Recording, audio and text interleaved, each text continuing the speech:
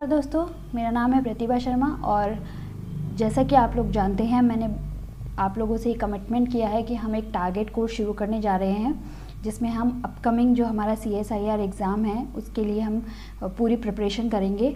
Unit wise हम कोशिश करेंगे कि यूनिट वाइज करें, अदरवाइज़ हम ऑल यूनिट्स को कवर करने की कोशिश करेंगे या इतना कम से कम कवर कर ले कि हमारा जो एग्ज़ाम है वो क्लियर हो सके।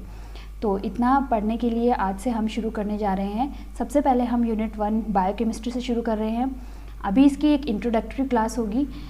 हो सकता है कि हमें 2 क्लासेस लेनी पड़े, क्योंकि बायोकेमिस्ट्री में मेनली जो हमारा पार्ट है वो केमिस्ट्री से थोड़ा रिलेट करता है। तो पहले हमें केमिस्ट्री की कुछ बेसिक चीज़ें जाननी ज़रूरी है। हो सकता है कि बहुत सारे स्टूडेंट्स ऐसे हैं जो केमिस्ट्री उनका काफ़ी दिन से छूट गया है और केमिस्ट्री पढ़ने में उनको थोड़ा अभी रिमाइंड करने में, याद करने में फिर से थोड़ा टाइम लगे। तो इसके लिए हम केमिस्ट्री की कुछ छोटी छोटी बातें जो कि बायोकेमिस्ट्री में भी हमारे काम आएंगी, वो सब कुछ भी हम देखेंगे और फिर हम बायोकेमिस्ट्री में आ जाएंगे। पूरी केमिस्ट्री हमें नहीं पढ़नी है, हमें सिर्फ बायोकेमिस्ट्री के पर्सपेक्टिव से इतनी केमिस्ट्री पढ़नी है कि हमें बायोकेमिस्ट्री समझ में आ जाए। तो चलिए शुरू करते हैं। और अभी हम देखेंगे केमिस्ट्री के ही कुछ इम्पॉर्टेंट बेसिक्स जो आके हमारे बायोकेमिस्ट्री में काम आने वाले हैं। इनसे ज़्यादातर क्वेश्चंस नहीं पूछे जाते हैं, लेकिन कभी कभार एक आध क्वेश्चन पूछ लिया जाता है। ऐसा भी नहीं है कि कभी नहीं पूछा जाएगा, कभी कभी इनसे 1 या 2 क्वेश्चन पूछा जा सकता है। अगर आपके बेसिक्स क्लियर है तो आप उनको आंसर कर सकते हैं। जब हमारी बायोकेमिस्ट्री में इतना हमारा पोर्शन पूरा हो जाएगा कि हम क्वेश्चंस को सॉल्व करने की स्थिति में पहुंच जाएंगे, तो फिर हम प्रीवियस ईयर क्वेश्चन भी देखेंगे। लेकिन फ़िलहाल हम केमिस्ट्री के कुछ बेसिक्स से शुरू कर रहे हैं। तो चलिए तैयार हो जाइए और वीडियो को लाइक भी कर दीजिएगा अगर आपको पसंद आता है। तो साथ ही साथ मेरे चैनल को सब्सक्राइब जरूर कर लीजिए, ताकि हमारा जो ये टारगेट कोर्स है ये आप तक तो पहुँचे ही, और साथ ही साथ अगर आप इसे अपने दोस्तों के साथ शेयर करते हैं तो उन्हें भी इसका फ़ायदा पहुँचे। तो चलिए शुरू करते हैं। बायोकेमिस्ट्री क्या होती है? इट इज़ बहुत ही सिंपलेस्ट टर्म में अगर हम समझे तो it is the study of chemical composition and reactions in living matter. Living matter में यानी बायोलॉजिकल सिस्टम में जब हम लिविंग बींग्स की जब हम बात करते हैं, तब केमिकल कॉम्पोजिशन और केमिकल रिएक्शंस की स्टडी किस तरह से वहाँ पे अफेक्ट करती है और किस तरह से वहाँ काम आती है, इसका जो हमारी साइंस है वो बायोकेमिस्ट्री कहलाती है। मैटर की बात करते हैं, लिविंग मैटर की बात करी तो मैटर को हम कह सकते हैं कि कोई भी फिजिकल सब्सटेंस जो कि एग्जिस्ट करता है उसे हम मैटर कह देते हैं।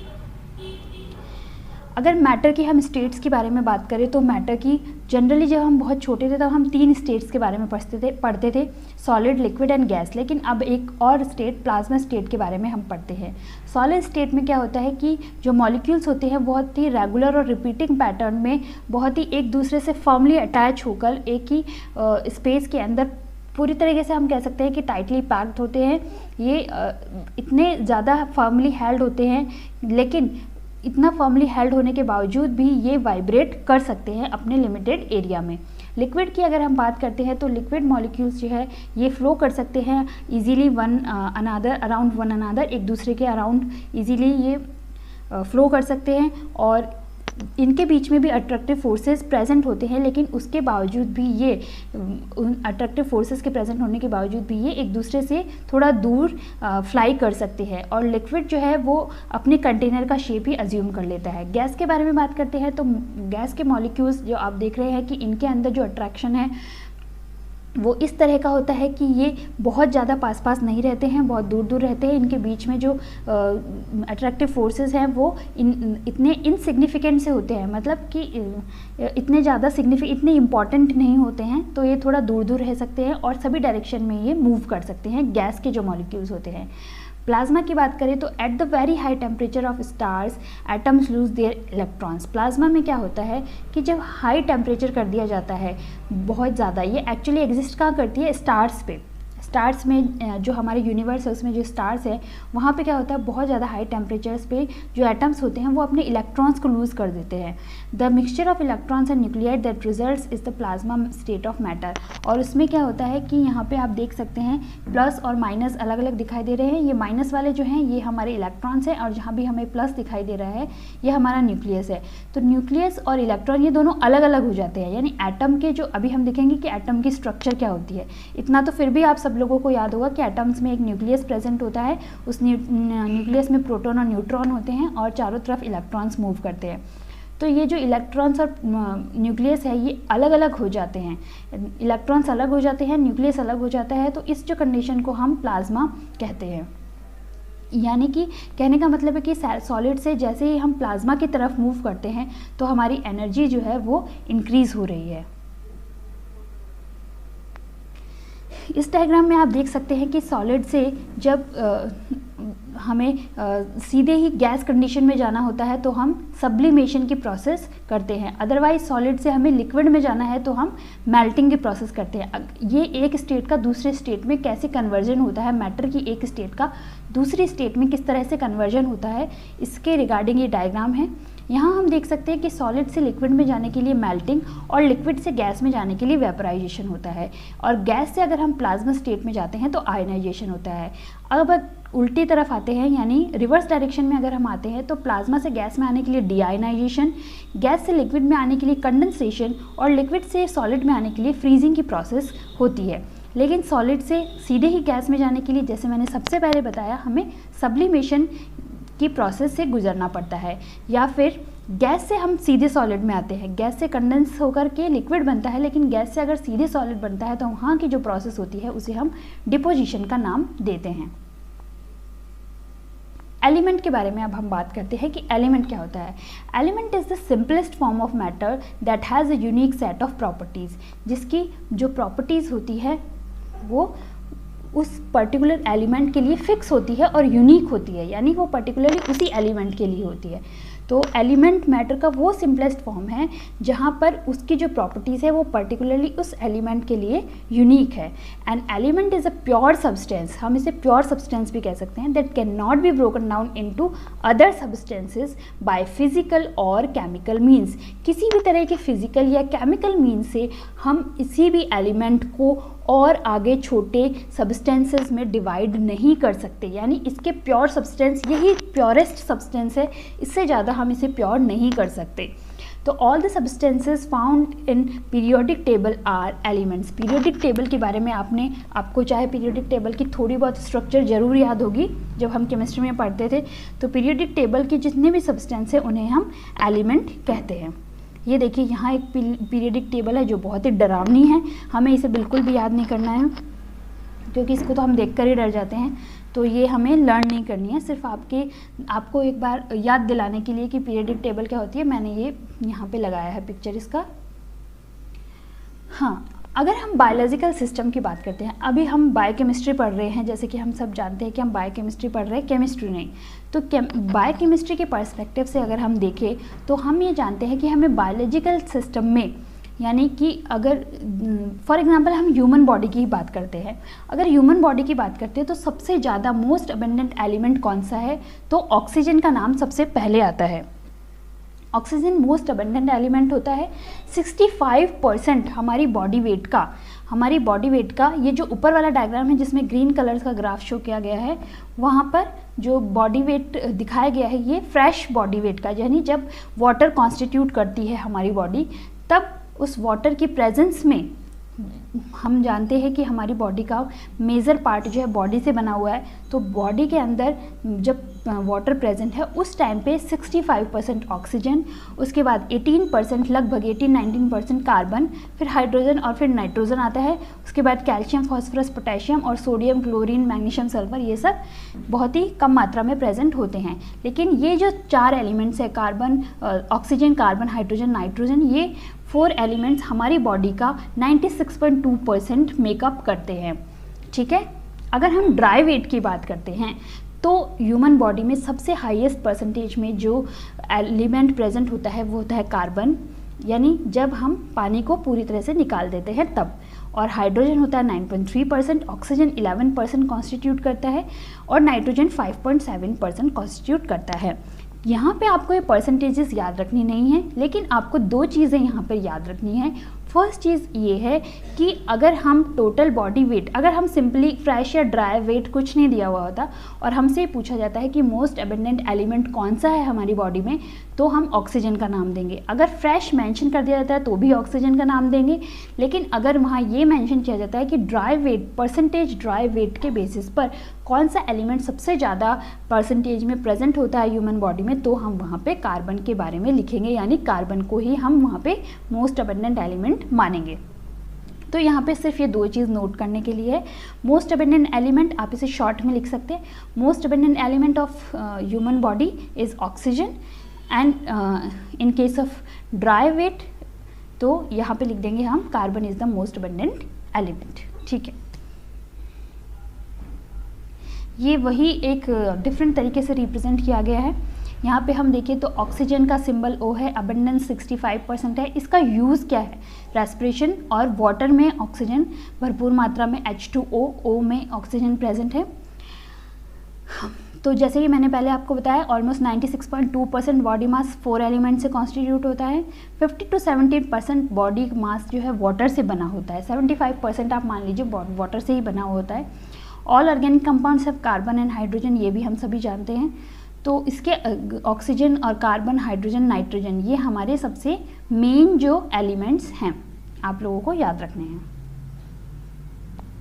शॉर्ट में जो 6 most abundant of elements of life हैं, उन्हें हम चनॉप्स के नाम से याद रख सकते हैं। चनॉप्स से याद रख लीजिए, CHNOPS, carbon, hydrogen, nitrogen, oxygen, phosphorus and sulphur. इन्हीं को बेसिकली क्यों माना गया है कि ये मोस्ट अबंडेंट एलिमेंट्स है, या ये कहिए कि क्यों ये ही एलिमेंट्स मोस्ट अबंडेंट होते हैं? क्योंकि जब हम पीरियोडिक टेबल में देखते हैं तो हम पाते हैं कि इनकी साइज़ जो है वो कंपैरेटिवली स्मॉलर है, एटॉमिक नंबर इनका लो है। इसकी वजह से, लो एटॉमिक नंबर और स्मॉल साइज की वजह से, ये बॉन्ड फॉर्मेशन बहुत ही स्ट्रॉन्ग करते हैं। क्यों? क्योंकि इनकी साइज़ छोटी है तो इनका सरफेस एरिया बहुत ज़्यादा है। सरफेस एरिया ज़्यादा होने की वजह से इनका surface area to volume ratio जो है वो बहुत बढ़ जाता है, और इसकी वजह से ये स्ट्रॉन्ग बॉन्ड फॉर्मेशन करते हैं। इनके अंदर ये फ्लैक्सिबिलिटी होती है कि ये मल्टीपल फॉर्म्स बना सकते हैं। जैसे कि हम ऑक्सीजन की बात करें तो ऑक्सीजन डबल बॉन्ड्स बना सकता है, ठीक है। अगर हम कार्बन की बात करते हैं तो ये 4 सिंगल बॉन्ड्स बना सकता है या डबल बॉन्ड बना सकता है, मतलब ये 4 बॉन्ड बना सकता है। कार्बन की वैलेंसी 4 होती है, कार्बन 4 बॉन्ड बना सकता है। तो इस तरह से हम देखते हैं कि इनके पास में ये फ्लैक्सिबिलिटी है कि ये 1, 2, 3 या 4 इलेक्ट्रॉन बॉन्ड्स बना सकते हैं, ठीक है। जैसे कि हम जानते हैं फिर वही हमारा सल्फ़र, ये भी 4 बॉन्ड बना सकता है, ठीक है। तो इस तरह से हम देखते हैं कि हमारे पास इनकी कैपेबिलिटी कितनी होती है, 1, 2, 3, 4, हाइड्रोजन के पास में 1 है, ठीक है। तो इस तरह से इनकी जो इलेक्ट्रॉन बॉन्ड्स बनाने की कैपेबिलिटी है वो बहुत फ्लैक्सिबल है। अब हम एटम के बारे में पढ़ते हैं। तो atom is the smallest unit of matter that retains the identity of the substance. यानी किसी भी सब्सटेंस की जब हम बेसिक आइडेंटिटी की बात करते हैं तो सबसे पहले हम उसके एटम के बारे में बात करते हैं कि इसकी आइडेंटिटी किससे है, उसके एटम से। जैसे कि कोई ऑक्सीजन का मॉलिक्यूल, ऑक्सीजन गैस की हम बात कर लेते हैं, ठीक है। ऑक्सीजन गैस की बात करते हैं तो वो किससे मिलकर के बने, ऑक्सीजन एटम से। तो उसकी आइडेंटिटी जो है वो उसके एटम से ही निर्धारित की जाती है। Atoms are basic building block of matter that make up every object. Elements जो हमारे known हैं वो लगभग 120 हैं। उन 120 में से naturally 83 present हैं, बाकी जो है साइंटिस्ट ने हमारी लैब में बनाए हैं। Atoms are composed of 2 regions, nucleus और इलेक्ट्रॉन शेल। यहाँ पे आप इस डायग्राम में देख सकते हैं कि इसमें एक न्यूक्लियस है जिसके अंदर न्यूट्रॉन और प्रोटॉन रेड और ब्लू कलर में आपको रेस्पेक्टिवली दिखाया गया है, और इसके जो बाहर की तरफ है इलेक्ट्रॉन शेल प्रेजेंट है। यहाँ पर इलेक्ट्रॉन जो है वो सर्कुलर पाथ में मूव करते हैं। Nucleus it is the centre of the atom that contains the mass of the atom. किसी भी मैटर का मास, किसी भी एटम का मास जो होता है पूरी तरह से सेंटर में ही प्रेजेंट होता है। क्यों नहीं होता इलेक्ट्रॉन का में, इलेक्ट्रॉन को हम क्यों काउंट नहीं करते उसके मास में? पहले हम ये इसका भी आंसर देखेंगे। पहले हम देखते हैं इलेक्ट्रॉन शेल क्या होता है। It is the region that surrounds the nucleus that contains most of the space in the atom. तो एटम का स्पेस कौन लेता है, इलेक्ट्रॉन शेल, और एटम का मास कौन लेता है, न्यूक्लियस। अब यहाँ अगर आप देखते हैं तो इलेक्ट्रॉन और प्रोटॉन के चार्जेस को आपको थोड़ा ध्यान में रखना है। रिलेटिव चार्ज की जब हम बात करते हैं तो -1 और +1 है। मतलब अप्रॉक्स की जब अगर हम बात कर लेते हैं तो, लेकिन आपको अगर एग्जैक्ट याद करनी है वैल्यूज़ तो एब्सोल्यूट चार्जेस की वैल्यूज़ है -1.6 into 10⁻⁻19 for electron and +1.6 into 10⁻⁻19 for proton. Neutron के ऊपर कोई चार्ज नहीं होता। एब्सोल्यूट मास की अगर हम बात करते हैं तो एटॉमिक मास के बारे में अभी हम पढ़ेंगे कि एटॉमिक मास क्या होता है। तो एटम के जो न्यूट्रॉन और प्रोटॉन होता है उनका मास एकदम बराबर होता है, जिन्हें हम रिलेटिवली जब हम एटॉमिक मास में लिखते हैं तो 1 यूनिट इनका नाम होता है 1 एटॉमिक मास यूनिट, लेकिन एब्सोल्यूट मास उनका होता है 1.6 इंटू 10⁻⁻24 ग्राम्स में ये मास होता है। अगर इलेक्ट्रॉन की बात करते हैं तो इसका मास जो है 9.1 इंटू 10⁻28 ग्राम्स होता है। तो यहाँ आप देख सकते हैं कि इलेक्ट्रॉन का जो मास है, अगर आप रिलेटिव मास में देखेंगे तो 1 यूनिट अगर प्रोटॉन का मास है तो इलेक्ट्रॉन का मास होगा 1/1840 यूनिट। तो इतना कम मास होता है इलेक्ट्रॉन का, इसलिए हम इलेक्ट्रॉन के मास को काउंट नहीं करते हैं। जब हम एटम के मास की बात करते हैं तो हम एटम के मास को, न्यूक्लियस का जो मास होता है उसी को हम एटम का मास मानते हैं, क्योंकि इलेक्ट्रॉन का मास जो होता है बहुत ही नेग्लिजिबल मास यहाँ पे देखने को मिलता है। एटॉमिक नंबर क्या होता है? The number of protons present in the nucleus of an atom is called atomic number. किसी भी एटम के न्यूक्लियस में कितने प्रोटॉन्स प्रेजेंट हैं उनको हम एटॉमिक नंबर कहते हैं। जैसे कि यहाँ पे कैल्शियम का एग्जाम्पल दिया गया है, जी से इसको डिनोट किया जाता है, जी फॉर जीब्रा। तो कैल्शियम का यहाँ पे 20 जो दिया गया है ये एटॉमिक नंबर है, 40 जो ऊपर लिखा गया है ये इसका एटॉमिक मास है। अब इसमें आप देखेंगे कि 20 अगर प्रोटॉन्स हैं तो 20 ही इसमें न्यूट्रॉन्स हैं, तो 20 + 20 कितना हो गया? 40। तो 40 इसका क्या हो गया? Atomic mass. अब हम देख रहे हैं एटॉमिक मास या मास नंबर भी इसे हम कहते हैं। ये क्या होता है? It is the sum of the number of protons and neutrons present in the nucleus of an atom is called mass number. इसको हम डिनोट करते हैं ए से। तो यहाँ पे जैसे हमने पहले कैल्शियम के एग्जाम्पल लिया था, ये मैंने आपको बता दिया कि क्यों हमने 40 लिया, क्योंकि 20 अगर प्रोटॉन्स है तो 20 यहाँ पे न्यूट्रॉन्स भी प्रेजेंट है न्यूक्लियस में एक्सक्यूज मी। तो इसलिए यहाँ पे जो मास नंबर है या एटॉमिक मास है वो 40 है। Mass of electron is not counted because electron mass is negligible as compare to protons and neutrons, ये हम पहले डिस्कस कर चुके हैं। अब बात करते हैं एटॉमिक मास की। एटॉमिक मास क्या होता है? It is the mass of a single atom is the mass of a single atom is far too small in grams to use conveniently। ये तो हम जानते ही हैं, इतना कम इनका मास होता है कि हम ग्राम्स में वे नहीं करते इनको। तो केमिस्ट क्या यूज़ करते हैं इनके लिए? जो यूनिट यूज़ की जाती है उसे हम कहते हैं एटॉमिक मास यूनिट या डाल्टन। एटॉमिक मास यूनिट या डाल्टन जो होती है ये क्या है? Exactly 1/12 the mass of an atom of carbon 12। Carbon 12 का मतलब यहाँ पे क्या है? कार्बन जिसका कि एटॉमिक मास कितना है? 12। तो उस कार्बन जिसके अंदर 12 प्रोटॉन और 12 न्यूट्रॉन्स प्रेजेंट है जिसके न्यूक्लियस में, उसका जो मास है उस मास का एग्जैक्टली 1/12 मास जो होता है वो एक एटम का मास हम मानते हैं और उसे ही हम 1 AMU का नाम देते हैं। तो एग्जैक्टली अगर हम देखें तो उसे 1 AMU है वो बराबर होता है 1.66 या 1.660539 इंटू 10⁻⁻24 ग्राम्स। ये 1 AMU का मास माना जाता है। लेकिन जब हम कैलकुलेशंस करते हैं तो हम किस में काउंट करते हैं इनको हम देखते हैं 1 AMU वगैरह में देखते हैं। लेकिन अगर आपसे ग्राम्स में पूछ लिया जाए तो आपको 1.66 या 1.67 इंटू 10⁻⁻24 ग्राम्स से भी इसको मल्टीप्लाई करना पड़ता है। तो mass of 1 carbon atom 12 AMU हो गया 12 AMU, क्योंकि 1 AMU 1/12 होता है कार्बन का, तो कार्बन का ऑब्वियसली 12 AMU हो गया। 1 AMU अप्रॉक्सीमेट्स the mass of 1 proton और न्यूट्रॉन। 1 प्रोटॉन या 1 न्यूट्रॉन के मास के लगभग बराबर। यहाँ पे देख सकते हैं प्रोटॉन और न्यूट्रॉन का मास दिया हुआ है AMU में 1.007276 है और यहाँ पे 1.008665 है AMU। ये लगभग 1 AMU के ही बराबर है, इसलिए इनको हम मान लेते हैं कि प्रोटॉन या न्यूट्रॉन का जो मास है वो 1 AMU के बराबर होता है। Mass of electron is negligible in comparison, ये हम देख चुके हैं। Atomic weight versus atomic mass. Atomic mass is the sum of protons and neutrons of a single atom. ये हमने देख लिया क्या होता है। कार्बन की बात कर रहे हैं, 6 एटम होते हैं, कार्बन 6 के एटम की बात कर रहे हैं, तो इसमें 6 प्रोटॉन प्रेजेंट है, 6 न्यूट्रॉन प्रेजेंट है, तो एटॉमिक मास 12 हो गया। लेकिन अगर एटॉमिक वेट की बात करते हैं तो it is the weighted average of the atomic mass of all natural isotope of an element. तब हम क्या करते हैं कि नेचर में जितने भी इसके आइसोटोप्स प्रेजेंट हैं उनका हम एवरेज लेते हैं और उसे हम एटॉमिक वेट कहते हैं।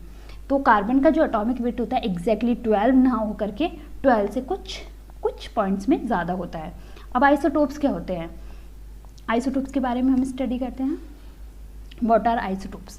Isotopes are the variations of chemical elements, जैसे कार्बन की हमने बात करी, that have the same number of protons but different number of neutrons, जिनके प्रोटॉन्स का जैसे कार्बन 12 होता है वैसे कार्बन 13 और कार्बन 14 भी होता है। तो वहाँ पे क्या देखेंगे हम कि जो प्रोटॉन्स हैं उनमें तीनों में 666 हैं, लेकिन जो न्यूट्रॉन्स का नंबर है वो डिफर कर रहा है।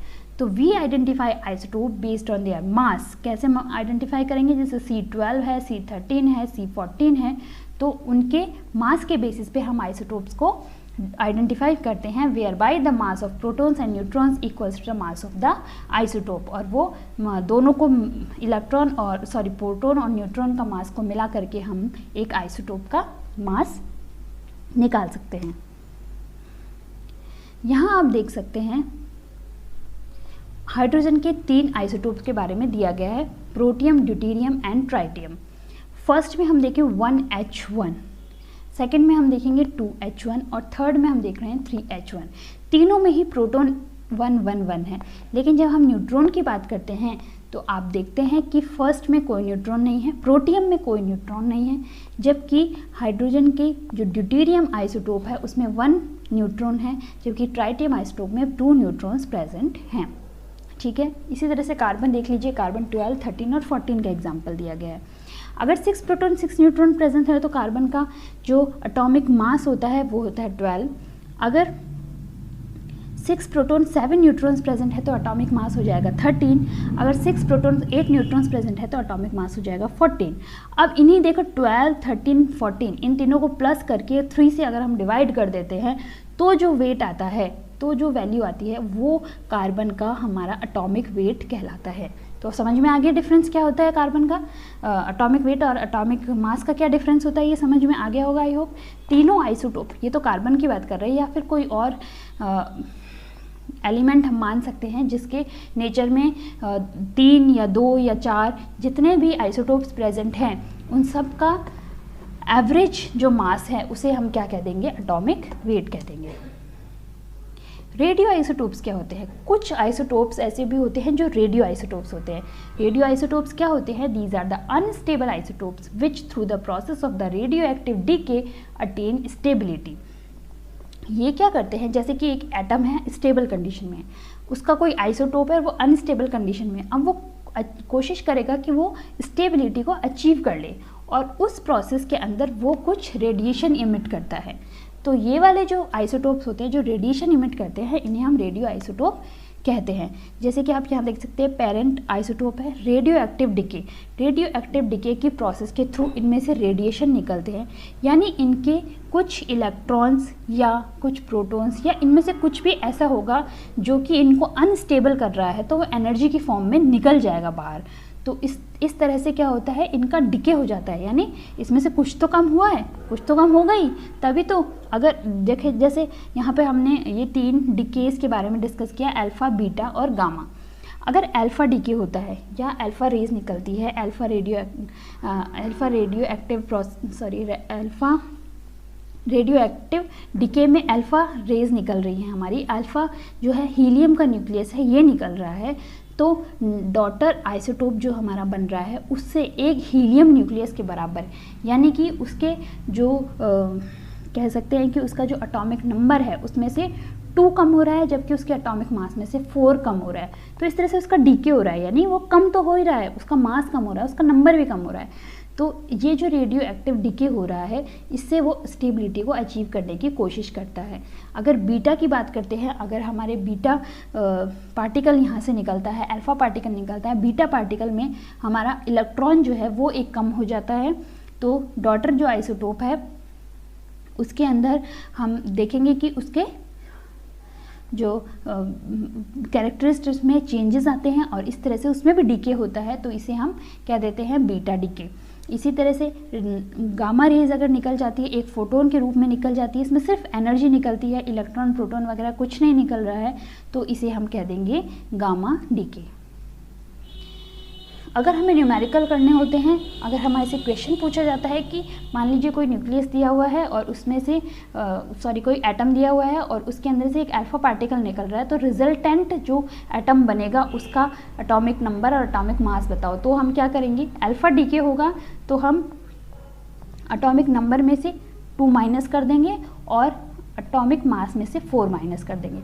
बीटा डीके होगा तो एटॉमिक मास चेंज नहीं होगा क्योंकि इलेक्ट्रॉन नहीं निकल रहा है, इसमें से प्रोटॉन नहीं निकल रहा, ना ही न्यूट्रॉन निकल रहा है, तो इसमें क्या होगा, हमारे पास ए जो है वो अनचेंज रहेगा, जबकि जी जो है वो 1 से इंक्रीज हो जाएगा, क्योंकि यहाँ पे क्या है, जितने इलेक्ट्रॉन है उतने प्रोटॉन नहीं है, जबकि क्या है, एक प्रोटॉन यहाँ पे इलेक्ट्रॉन से ज़्यादा है, इसलिए क्या हो जाएगा, यहाँ पे एक प्रोटॉन की वैल्यू बढ़ जाएगी, तो जी एटॉमिक नंबर बढ़ जाएगा, जबकि एटॉमिक मास अनचेंज रहेगा। अगर गामा डीके होता है तो कुछ भी चेंज नहीं होगा। पॉजिट्रॉन इमिशन होता है, यानी कि इलेक्ट्रॉन की जगह पे एक प्लस निकलता है, तो यहाँ पर जी जो है वो डिक्रीज हो जाएगा 1 से, जबकि ए जो है वो अनचेंज रहेगा। इलेक्ट्रॉन कैप्चर अगर यहाँ पे करती है, एक्सरेज की अगर बात करते हैं, अगर एक्सरेज निकल रही हैं तो अगेन वहाँ पर वही जैसा कि पॉजिट्रॉन में होता है, वही वहाँ पे जी यानी कि एटॉमिक नंबर में 1 का डिक्रीज हो जाता है।